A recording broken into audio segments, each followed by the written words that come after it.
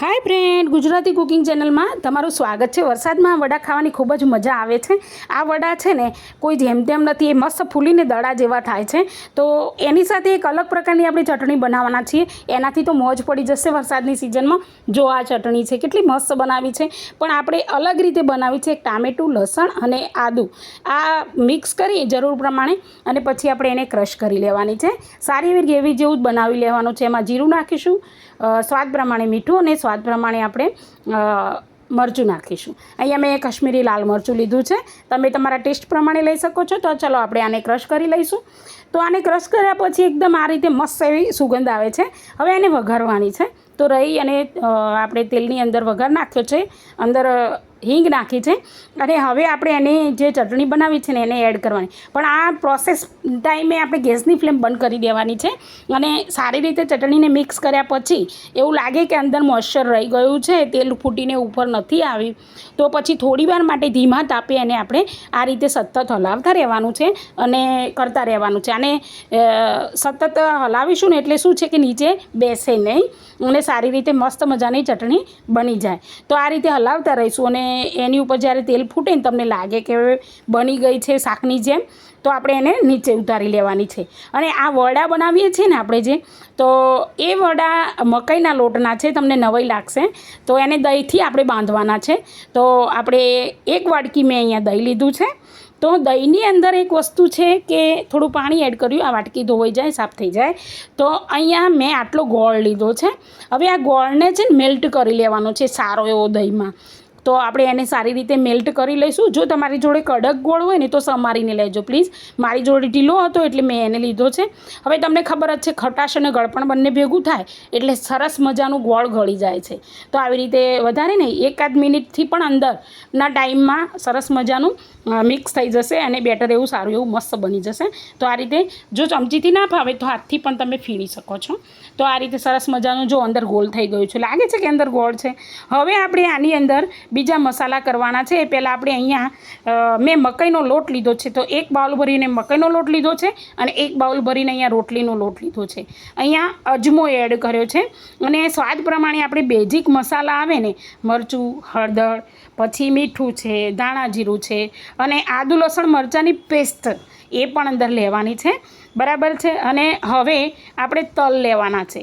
તો તલનું એકદમ મસ્ત એવું સારું એવું ટેસ્ટ આવે છે।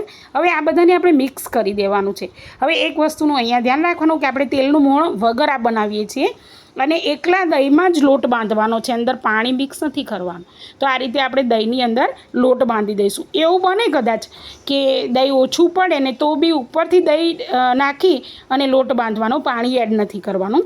તો અહીંયા જો મેં સરસ મસળી લીધો છે, પણ આપણે પણ ઓછું પડ્યું છે દહીં, તો મેં ઉપરથી દહીં એડ કરી અને સારો એવો મસ્ત એવો ડો બનાવી લીધો છે। જો કેટલો સરસ મજાનો ડો બની ગયો છે।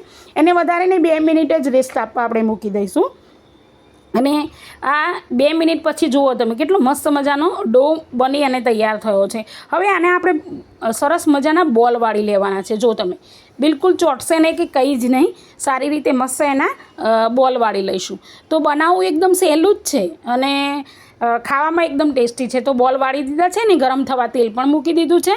હવે એક રૂમાલ લેવાનો છે અથવા તો કોટનનું કપડું લેવાનું છે। આ પ્રોસેસ તમને બહુ ગમશે। તો એને પલાળી અને પછી એની ઉપર આપણે 3 લુવા મૂકી દીધા છે અને આને આ રીતે વાટકીથી પ્રેસ કરવાનું છે। તો વાટકીથી ધીમેથી પ્રેસ કરવાનું છે એટલે થોડા દળદાર રહેવા જોઈએ વડા, સારા એવા, એકદમ પાતળા ના થઈ જાય, વસ્તુનું ખાસ ધ્યાન રહે। તો આ રીતની થિકનેસ રાખવાની છે એની। અને આપણે હવે લેવાના છે કેવી રીતે, ડાયરેક્ટ લેશો ને તો તૂટી જશે, તો આ રીતે લેવાના છે। આ રીતે બેસ્ટ રીતે લઈ અને પછી તરત જ તળવા નાખી દેવાના છે। તો આ બંને પ્રોસેસ સાથે કરવાની છે અને ગેસની ફ્લેમ મીડિયમ રાખીશું એટલે તમે જોજો કે તળી અને સરસ મજાના ઉપર એની જાતે આવી જશે। તો તમારે આ રીતે ખાલી તેલ ફર્સ્ટ ટાઈમમાં છે એટલે તેલ ઓછું ગરમ થયેલું છે, પણ આ રીતે ઉપર તેલ એડ કરી અને પછી આપણે એને ઉલટાવી દેવાના છે। તો આ રીતે તમે ઉલટાવશો ને એટલે એકદમ મસ્ત બીજી બાજુ પણ ચડી જશે। તો આ રીતે કરતા રહેવાનું છે અને બધા વડા વારાફરતી આ રીતે જ બનાવવાના છે। અને મેં અહીંયા બીજા એક વડા બનાવી લીધા છે, એ તળાય ત્યાં સુધી એની ઉપર આપણે તલ સ્પ્રિંકલ કર્યા છે. આનો ટેસ્ટ બહુ જ મસ્ત આવે છે. તો આ રીતે એને પણ મેં તળી લીધા. જુઓ કેટલા મસ્ત દડા જેવા થઈ ગયા છે, ફૂલી ફૂલી, અને ખરેખર આ ટેસ્ટ એકદમ બેસ્ટ લાગે છે. તો આ રેસીપી તમને સારી લાગીને તો પ્લીઝ સબસ્ક્રાઈબ કરો. આટલા સરસ રેસીપી બનાવું, કોઈ સબસ્ક્રાઈબ નથી કરતું, એવું કેમ? પ્લીઝ.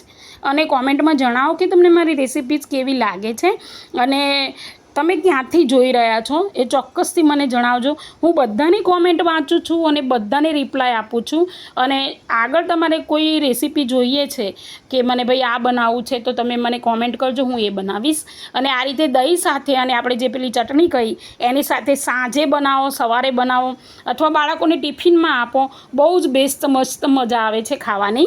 તો વરસાદમાં અચૂક બનાવજો. હવે ફરીથી મળીશું આવતા વિડીયોમાં. ત્યાં સુધી હું રજા લઉં.